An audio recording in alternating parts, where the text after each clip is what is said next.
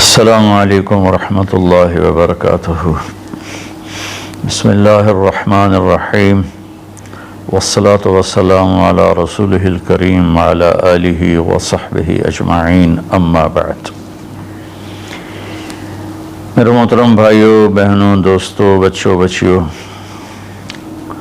رمضان کی برکتیں اللہ تعالی ہم سب کو نصیب فرمائے۔ اب تو جاتا ہوا رمضان ہے۔ ایک مرتبہ اللہ کے نبی صلی اللہ علیہ وسلم اپنے صحابہ سے فرما رہے تھے کہ بنی اسرائیل میں 4 انبیاء تھے جنہوں نے 80 سال اللہ کے راستے میں جہاد کیا۔ تو صحابہ افسوس سے کہنے لگے، یا رسول اللہ، ہماری تو عمر بھی 80 سال نہیں ہوتی، کم لوگ ہی اس عمر تک جاتے ہیں، اور جب 80 سال کے ہو جاتے بھی ہیں تو کسی کام کے نہیں رہتے، تو پھر وہ تو ہم سے بہت آگے نکل جائیں گے۔ تو میں قربان جاؤں ان صحابہ پر جن کی دلداری کے لیے اللہ قرآن اتارتے تھے۔ سبحان اللہ۔ ایک واقعہ یاد آ گیا، ایک آیت آئی، لا یستوی القاعدون من المؤمنین والمجاہدون فی سبیل اللہ۔ یہ آیت آئی کہ گھر میں بیٹھنے والے اور جہاد کرنے والے برابر نہیں ہیں۔ جب آپ نے یہ آیت سنائی تو اس محفل میں ایک صحابی بیٹھے ہیں، عبداللہ بن ام مکتوم، وہ نابینا تھے۔ وہ کہنے لگے، یا رسول اللہ، میں تو جہاد کے قابل ہی نہیں ہوں، تو آپ کا رب کہہ رہا ہے کہ گھر میں بیٹھنے والے اور جہاد کرنے والے برابر نہیں، تو مجھے تو اندھا اللہ نے بنایا، تو میں اس نعمت سے محروم ہو گیا، تو میرے لیے کوئی گنجائش نہیں ہے۔ تو سبحان اللہ، جبریل دوبارہ واپس آئے ایک لفظ لے کر، پورا جملہ نہیں، صرف ایک لفظ۔ پہلے آیت اتری، لا یستوی القاعدون من المؤمنین والمجاہدون فی سبیل اللہ۔ تو ابھی عبداللہ بن ام مکتوم کی فریاد ختم ہوئی کہ جبریل اتر آئے کہ یا رسول اللہ، اللہ فرما رہے ہیں، اب اس آیت کو یوں پڑھا جائے، لا یستوی القاعدون من المؤمنین غیر اولی الضرر والمجاہدون فی سبیل اللہ، کہ جو لوگ گھر میں بیٹھے ہوئے ہیں اور ان کو کوئی عذر نہیں ہے اور وہ اللہ کے راستے میں جہاد نہیں کرتے، تو وہ اور اللہ کے راستے میں جہاد کرنے والے برابر نہیں۔ ہاں، جن کو عذر ہے اور وہ اس عذر کی وجہ سے نہیں جا سکتے، تو ان کے لیے اتنا ہی اجر ہے جتنا اللہ کے راستے میں جہاد کرنے والوں کا اجر ہے۔ یہ ایک ایسی جماعت اللہ نے دنیا میں بھیجی، 1,24,000 صحابہ تو حج میں تھے، صحابہ کی تعداد اس سے زیادہ ہے، وہ 1,24,000 حج کی حاضری تھی۔ تو اللہ تعالیٰ نے ان کی طفیل پوری امت پہ کرم کیا۔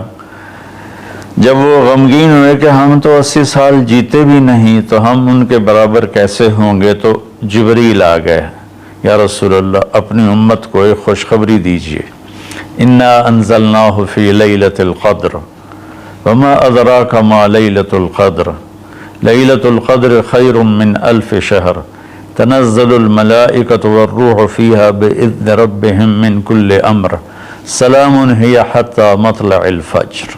سبحان اللہ۔ اللہ تعالیٰ نے فرمایا کہ ہم نے قرآن کو لیلۃ القدر میں اتارا۔ آپ پر جو وحی آئی، جس وقت آپ کی عمر 40 سال اور 6 مہینے اور 10 دن تھی، یہ 40 سال 6 ماہ 10 دن ہیں چاند کے سسٹم کے لحاظ سے، محرم، صفر، ربیع الاول۔ انگریزی مہینوں کے لحاظ سے آپ کی عمر اس سے بھی کم تھی۔ تو جبریل آئے پیر کی رات غار حرا میں 21 رمضان کہ یا رسول اللہ، اللہ نے آپ کو نبی بنایا۔ پھر وہ روایت الگ ہے، خیر۔ تو اللہ تعالیٰ نے یہ آیت اتاری کہ ہم نے قرآن کو اتارا لیلۃ القدر میں۔ پھر اللہ کہتا ہے وما ادراک ما لیلۃ القدر، تمہیں کوئی خبر بھی ہے کہ لیلۃ القدر کیا ہے؟ پھر اللہ نے خود جواب دیا، لیلۃ القدر خیر من الف شہر، لیلۃ القدر 1 مہینوں کی بندگی سے زیادہ اجر رکھتی ہے۔ ایک رات عبادت کرو تو 1000 مہینوں سے اس کا اجر زیادہ ہے۔ 83 سال سے بھی اوپر چلا گیا۔ پھر اللہ نے دوبارہ فرمایا کہ لیلۃ القدر کیا ہے؟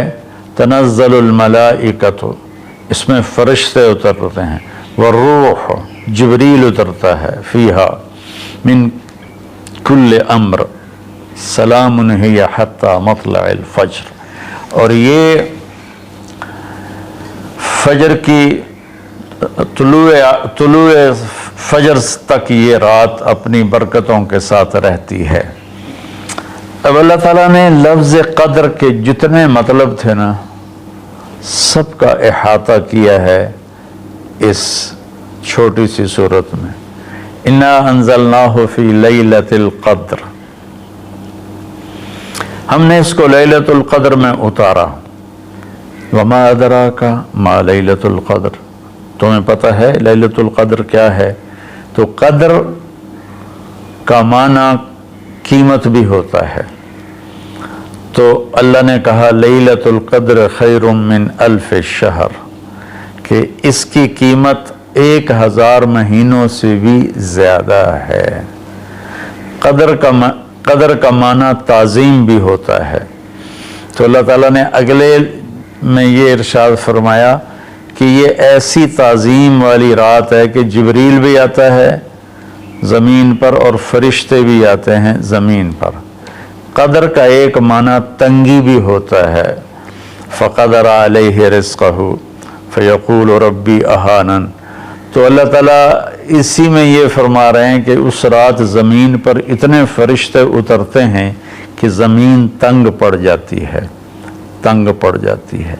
اور قدر کا معنی پیمائش بھی ہوتا ہے، تو اللہ تعالیٰ نے کہا سلام ہی حتی مطلع الفجر، اس رات کی لمبائی چوڑائی کیا ہے؟ سورج ڈوبنے سے اس کی رحمتیں شروع ہوتی ہیں اور فجر کے طلوع ہونے تک اس کی رحمتیں باقی رہتی ہیں۔ اس طرح قدر کے لفظ کے ہر معنی کو اللہ نے انتہائی خوبصورتی کے ساتھ اس چھوٹی سی صورت میں بیان فرمایا۔ تو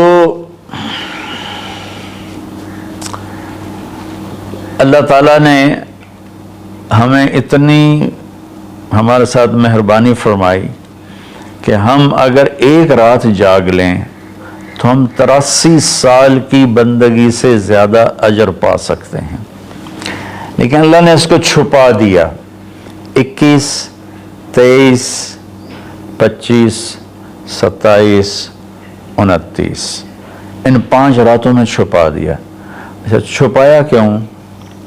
کہ اگر اللہ تعالیٰ بتا دیتے کہ فلاں رات ہے، اور اللہ کو تو پتہ تھا کہ آگے آنے والی امت غافل ہوگی، تو متعین ہونے کے بعد پھر کوئی غافل ہوتا، نافرمانی کرتا، کوئی برا کام کرتا تو پوری امت پر عذاب آ سکتا تھا۔ تو اللہ تعالیٰ نے اپنے فضل سے اسے چھپا دیا۔ ایک تو اس وجہ سے کہ معلوم ہونے کے بعد قدر نہ کریں تو پکڑ آئے گی، دوسرا اس طرح کہ ہمیں 5 راتیں جاگنے کا موقع مل جاتا ہے کہ شاید یہ رات ہو، شاید یہ رات ہو۔